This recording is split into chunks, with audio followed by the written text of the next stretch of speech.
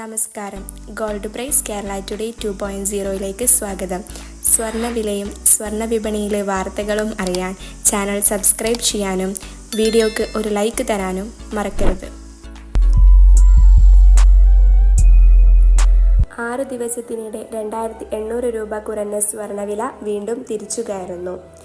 സ്വർണ്ണവില 75,000 കടന്നും കുതിക്കുമെന്ന് തോന്നിപ്പിച്ച ഘട്ടത്തിൽ കഴിഞ്ഞ ബുധനാഴ്ച മുതലാണ് സ്വർണ്ണവില താഴാൻ തുടങ്ങിയത്. ഈ മാസം 12-നാണ് സ്വർണ്ണവില ആദ്യമായി 70,000 കടന്നത്. 10 ദിവസത്തിനിടെ 4,000-ലധികം രൂപ വർദ്ധിച്ച ശേഷം ഏപ്രിൽ 23 മുതലാണ് വില കുറയാൻ തുടങ്ങിയത്. 6 ദിവസത്തിനിടെ 2,800 രൂപ കുറഞ്ഞ ശേഷമാണ് ഇന്ന് വില ഉയർന്നത്. രാജ്യാന്തര തലത്തിൽ സാമ്പത്തിക രംഗത്ത് നിലനിൽക്കുന്ന അനിശ്ചിതത്വമാണ് സ്വർണ്ണവിലയെ സ്വാധീനിക്കുന്നത്. സുരക്ഷിത നിക്ഷേപം എന്ന നിലയിൽ കൂടുതൽ പേർ സ്വർണത്തിലേക്ക് തിരിഞ്ഞതാണ് ഇപ്പോഴും ഉയർന്ന നിലവാരത്തിൽ നിൽക്കാൻ കാരണമെന്ന് വിപണി വിദഗ്ധർ വിലയിരുത്തുന്നു.